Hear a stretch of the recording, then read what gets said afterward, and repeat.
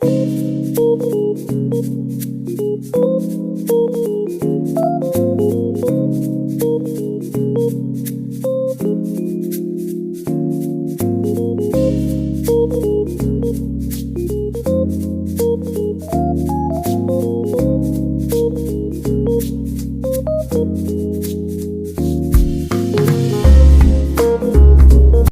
Squad.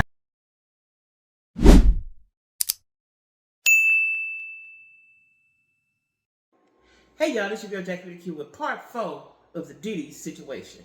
Now we're gonna call this part Diddy the artist, because Diddy wanted to be an artist so bad, right? We all know now that Diddy was abusive, abrasive, mean, controlling, and all the things, right? Now his assistant, Capricorn Clark, which I think that's a cute name, Capricorn Clark, right? She started with him in 2004. She worked for him from 2004 to 2012. 2008, she got a promotion, right? The first day he took her, see, he always shows his personality, just who he is the very first time you get around these people, right? The first day he took her to Central Park because he found out that she knew Suge. And her best friend either was going with Suge, had a baby by Suge or something like that, right? And he told her that if shit go bad, he'd have to unalive her. First day, took her to Central Park with the dude in the car, the security dude in the car, as he threatened her. And she said she never told, and she thinks that's why he had trust in her, because she never told nobody that, right? She said Puff like disorganized chaos. Now, this is the part that get me. Lil Rod, the producer dude, right? Now, he says Puffy is a monster. He said he lived in Puffy's house for 2 years. Missed Christmases, Thanksgiving, and birthdays. I guess he had a wife and kids, right? And said he never got paid, right? He tells the story of Justin and Puff. They go in the bathroom with a guy named G. He don't quite know who guy G was. They go in the bathroom. They in the studio. They mixing beats. They doing stuff, right? He said they heard 2 shots fired. And Diddy and Justin walk out. They walk out. When he go in, the man's on the floor bleeding, right?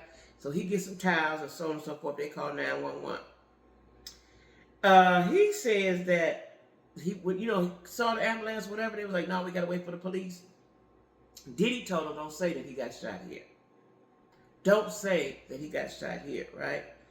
And again, he got away with something. He said him and Dustin walked on down the street, right? They said the guy G disappeared and everybody acted like nothing happened. He got away with too much for too long, right? He said then they go to Miami because he's trying to work on his album, his solo album, right? And he promised Lil Rod $250,000, $250,000, and the house next door to his down in Miami, right? He said after a while it got weird. And this is where I blame Lil Rod. He's a victim, but I also blame him too. Because the first time it's some funny shit, you got to check that and go about your business, right? But Diddy played on people needing and wanting money so badly and wanting to be famous so badly. That's what he played on, right? He said he would start to show him gay porn. And then he would have him put on a Diddy hat and have him recruit girls at the strip clubs and bring them back for the freak-offs. Because he said that's the only way he could work if he was having freak-offs. Lil Rod also said he would wake up and there would be girls in his bed, or he would wake up and Puffy would be in his bed. Like, you didn't say nothing? All because you think this man, they was paying a price for what they thought they were going to get, right? You lost all your dignity and everything because you thought this man was going to give you some money. Wasn't no stipends handed out once a week, once a month, nothing, right? He said Puff and Justin, that's the son, were having freak-offs. Now you going to make him a deviant just like yourself, right? They were all on drugs, and hidden cameras were everywhere. And he said he would wake up and feel sore. Now at this point, I'm going to get my pum-pum or my knife or something. Something that might tell me what's going on here. And I'm going home, right? Lil Rod said things happened that he didn't want to speak on. And you still stayed? When the album was over, he still didn't get paid, and they offered him $29,000, and he still didn't get that. Now his case is pending. He got a civil lawsuit that's pending. Ivy said she found out she was drugged and assaulted in 2005 by another victim that wrote her, by Diddy and another male at Diddy's house. Another victim says she saw it. She told Conrad, which was the A&R guy at that time, and he told her to mind her business. See, all these people are complicit in the shit that Diddy was doing. They're all complicit. Y'all went along with that bullshit, right?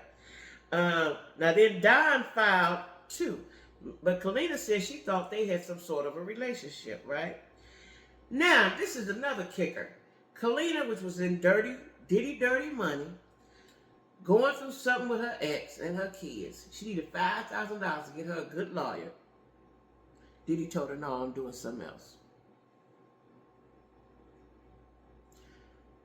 Weeks later, month later, a little while later, he called her and said, hey, I need you to make a statement because I know you love me. And I listened to the conversation. So these people just wanted love and attention and famous. Y'all weren't concentrating on the money. See, I'm always concentrating on the money. They weren't concentrating on the money. It was concentrating on fame. Now, I'm going to tell you, the jurors disgusted me. The black juror girl. Now, there's a picture. I don't know if that's her or not. There's a picture circulating with her and Diddy. I don't know if that's her.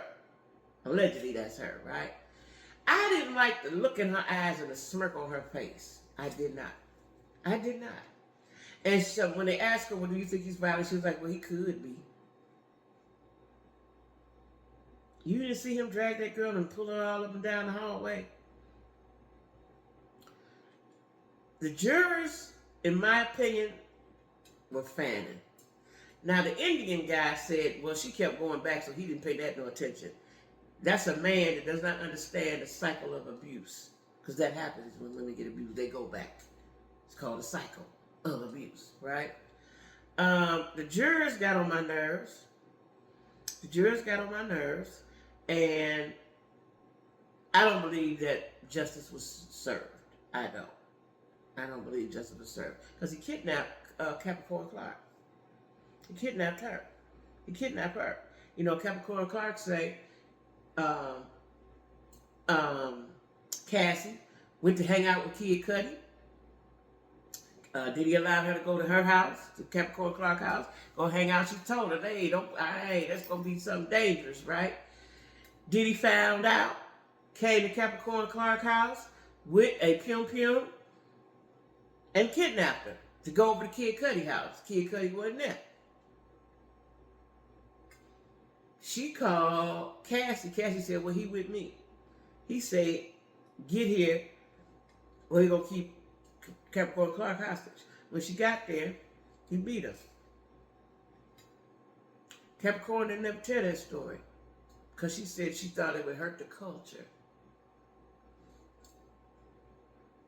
There's a lot of people that are complicit in the things that happen to them and around them. He should have been told on, shit should have been handled, shit should have been stopped. But again, my subscribers told me about the man Clarence Avant. I had never heard of him, never in my life, right? And that was who, and right after that, the chips started falling with Diddy, right? That's when Cassie came out with the lawsuit, so on and so forth. And now all the other, there's 100 lawsuits. Listen, this documentary was an eye-opener. Even though I remember some of these stories, I just didn't know the backstory. I believe that this is not the... I think Diddy think he's going to do this time and come out and everything's going to go on as normal. No, it's not going to go normal. Universe ain't going to allow that. God ain't going to allow that. If you don't believe in God, the universe is not going to allow that. Miss Karma is not going to allow that. There's 100 lawsuits. I know it was a lot, but I know it was 100. You got to pay for what you did to these people. You have to pay for what you did to these people. You didn't pay for these people. You didn't pay. The fact that you did Biggie's estate paid for his funeral. Did you pay for Craig Mack? Did you pay for... I know you didn't pay for Black Rouse because Mark Curry was out there trying to get money for him. Right? Diddy is a monster. Diddy is a monster. Diddy is a monster. And there's more to come with him. There's much more to come. You just don't you just don't get to do all what you want to do for the last 30 years and don't nothing happen to you. You got to pay for that. Ever since 1991, that's 9 years, and now 25. That's 33 years of shit you got to pay for. My thoughts on Diddy is he changed the whole way I look at him and the music that he created, right? He changed the whole way I look at him. The whole way that I look at him. So you never know who people are. You just never know. You never know who people are. And we're finding that out now. Especially with social media, everybody can record everything, everybody got receipts. We're seeing that people just not who they say they are or who you think they are, right? So Diddy, 50 Cent, I have to commend him.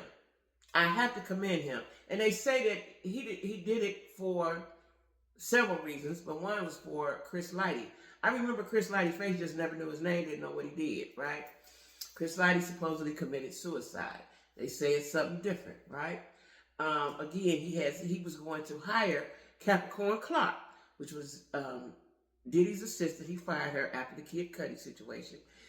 Damn near blackballed her. And Chris Lighty got her a job. The day before she was supposed to start, he unalived himself. Listen, there's a dark cloud around Diddy, I should say. There's a dark cloud around Diddy. And I hope that the Tupac and Biggie situation get cleared up. I hope that whoever else he's hurt or shot or whatever get justice. That's what I hope. Diddy is a monster. That's all I got to say. Diddy is a monster.